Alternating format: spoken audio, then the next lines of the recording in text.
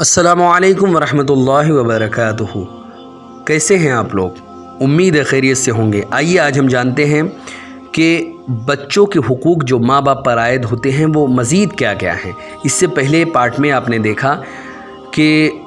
12 जो बच्चों के हुकूक है माँ बाप पे वो हमने समझा और उसके बारे में चंद बातें हमने सीखी।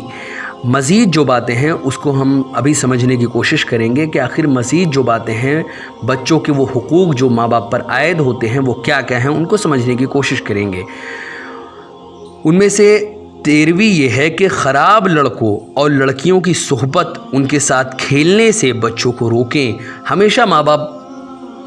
को ये चाहिए कि बच्चों को वो देखें कि उनकी बच्चे किनकी सोहबत में रह रहे हैं, किनके साथ खेल कूद रहे हैं। माँ बाप की तो ये आज हालत हो चुकी है कि वो अपना पीछा छुड़ाने के लिए, अपने आप को दुनियावी अगराज और दुनियावी कामों में मशगूल करने के लिए, अपने बच्चों से पीछा छुड़ाने के लिए कह देते हैं जाओ बेटे खेलो। किसके साथ खेलना है, कहाँ खेलना है, कहाँ जा रहा है बच्चा, मेरे बच्चे के साथ कहीं कुछ गलत तो नहीं हो रहा, मेरे बच्चे के साथ कोई गलत हरकत तो नहीं कर रहा, मेरा बच्चे को कहीं कोई तकलीफ़ तो नहीं है, इसकी कोई फ़िक्र नहीं होती। ये आज हमारे माँ बाप और हमारी सोसाइटी के जो माँ बाप हैं उनके ये हालात हैं। हमेशा इस बात का ख़याल रखें कि बच्चों की अगर तरबियत नहीं कर सकते तो उनको जहन्नमी बनाने के लिए पैदा भी मत करें। अगर बच्चों को पैदा कर रहे हैं तो उनको जन्नती बनाकर ख़ुद भी जन्नती बनने की कोशिश करें, क्योंकि एक बच्चे को अगर आपने पैदा किया और उसकी बतरीके अहसन तरबियत की, उसको तालीम दी, उसको तरबियत की, तो वही बच्चा आपको जन्नत में लेकर जाएगा। इसी तरह 14वीं जो हक़ है वो ये है कि हर माँ बाप का ये फ़र्ज़ है कि बच्चों और बच्चियों को हर बुरे कामों से बचाएं और उनको अच्छे कामों की रग़बत दिलाएं, ताकि अच्छे बच्चे और बच्चियाँ इस्लामी आदाब व अखलाक के पाबंद और ईमानदारी और दीनदारी के जौहर से आरास्ता हो जाएं और सही मानों में मुसलमान बनकर इस्लामी ज़िंदगी बसर करें। हज़रात मोहतरम, ये कोई ऐसी शय नहीं है कि माँ बाप चाहें तो करें या ना करें। ये माँ बाप पर फ़र्ज़ है कि बच्चों को अच्छे बुरे की तालीम दे और बुरे कामों से बचाए और उनको हमेशा ऐसे कामों की रग़बत दिलाएं जो उनको अच्छे रास्ते पर चलाए। शरीयत की उनको तालीम दे, दीन की उनको तालीम दे। अगर आप अपने बच्चों को दीनी तालीम देंगे तो वो अपने बच्चों को देंगे, वो अपने बच्चों को देंगे। अगर आपने अपने बच्चों को दीनी तालीम नहीं दी तो ये समझ लें कि सिर्फ़ इसी काम की वजह से आपका बच्चा जो भी गलत काम करेगा उस सब का अज़ाब माँ बाप पर जाएगा। क्योंकि सबसे पहला हक़ जो बनता है दीनी तालीम का या किसी भी चीज़ का, वो माँ बाप का बनता है कि माँ बाप ही अपने बच्चों को दीनी तालीम दे, उसकी तरबियत करे। अगर माँ बाप ने ना उनको तालीम दी और ना ही माँ बाप ने अच्छी तरबियत की तो ये समझ लें इन्हीं कामों की वजह से वो बच्चा जो भी गुनाह करेगा, जो भी हरामकारी करेगा, जो भी ऐसे फ़ेल करेगा जिसकी वजह से वो जहन्नम में जाए, उन तमाम के तमाम अज़ाबों का हक़दार वो माँ बाप भी होंगे। और अगरचे माँ बाप बहुत नेकी की वजह से जन्नत के रास्ते पे होंगे, लेकिन अगर उन्होंने अपने बच्चों को दीनी तालीम नहीं दी, दीनी तरबियत नहीं दी, इसके वजह से उनको जहन्नम में अल्लाह रब्बुल इज़्ज़त डाल देगा और वो बच्चे के सारे अज़ाब, सारे के सारे गुनाह भी इन्हीं माँ बाप पे डाल देगा। इसलिए अगर हम चाहते हैं कि हमें हमारे अमाल के बजाय दूसरे के गुनाहों का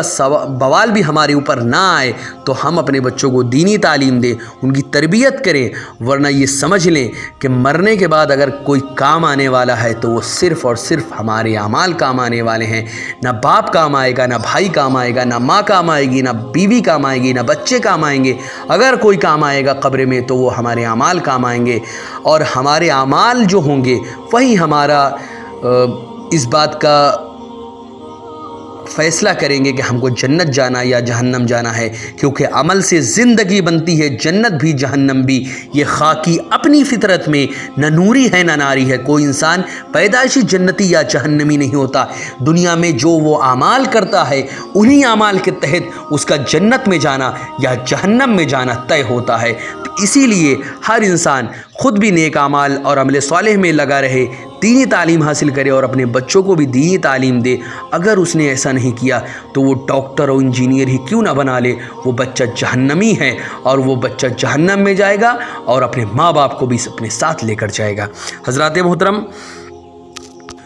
اس کے بعد 15واں جو حق ہے وہ یہ ہے کہ بچوں کا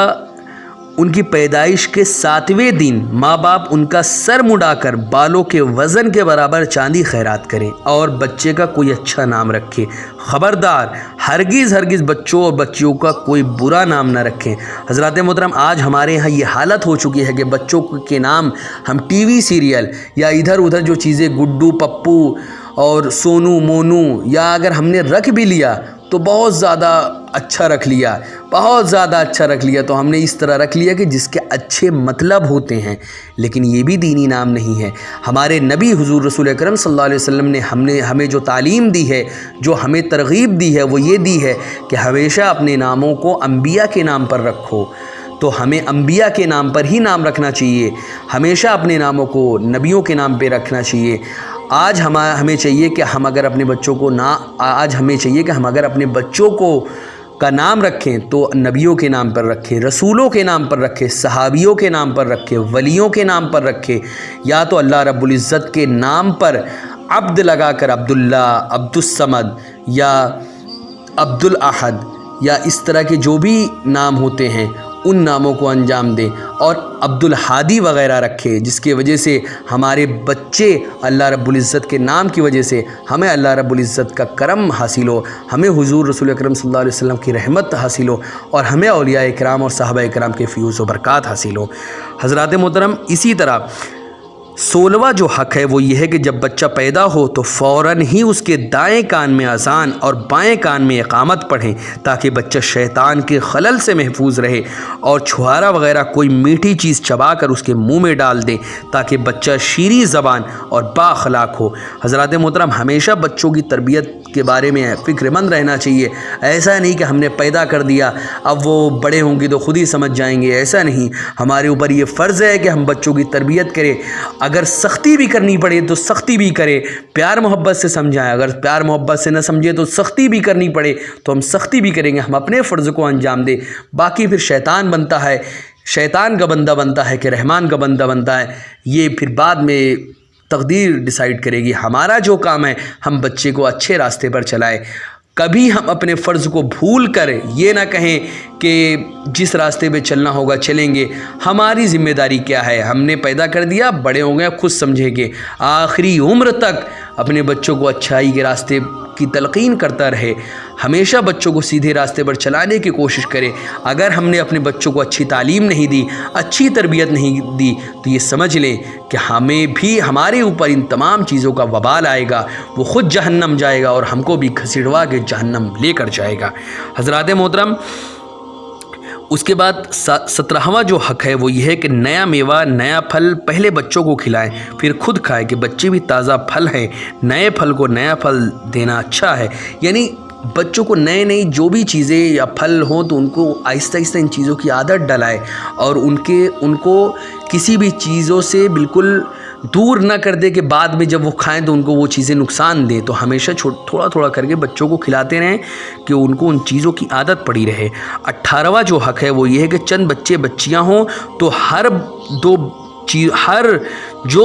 دو چیزیں آئیں سب کو یکساں اور برابر دیں، ہرگز کمی بیشی نہ کریں ورنہ بچوں کی حق تلفی ہوگی۔ بچیوں کو ہرگز بچوں کے برابر ہی دیں، بلکہ بچیوں کو دلجوئی اور دلداری کا خاص طور پر خیال رکھیں، کیونکہ بچیوں کا دل بہت نازک ہوتا ہے۔ حضرات محترم، یہ آج وبا ایسی پھیل چکی ہے کہ اگر 2-3 بچے انسان کے ہوتے ہیں تو انسان کا دل اگر کسی کی جانب زیادہ وہ ہوتا ہے تو اس پر زیادہ دھیان دینے لگتا ہے۔ اسلام کی تعلیم یہ نہیں ہے۔ اسلام ہمیں یہ سکھاتا ہے کہ انصاف کا دامن، اگر تمہاری گردن بھی کٹ جائے تو گردن کٹوا دینا، لیکن انصاف کا دامن ہاتھ سے نہ چھوڑنے پائے۔ چاہے وہ باپ کے خلاف اگر تمہیں انصاف کے لیے بولنا پڑے تو باپ کے لیے بھی بول دینا، بیوی کے لیے بول دینا، ماں کے لیے بول دینا، بچوں کے لیے بول دینا، لیکن انصاف کا دامن کبھی نہ چھوٹنے پائے۔ انصاف کے لیے جینا اور انصاف کے لیے ہی مرنا، یہی اسلامی تعلیم ہے۔ کبھی ایسا نہ ہو کہ 2 بچے ہمارے ہوں تو ہم ایک بچے کو زیادہ پیار کریں،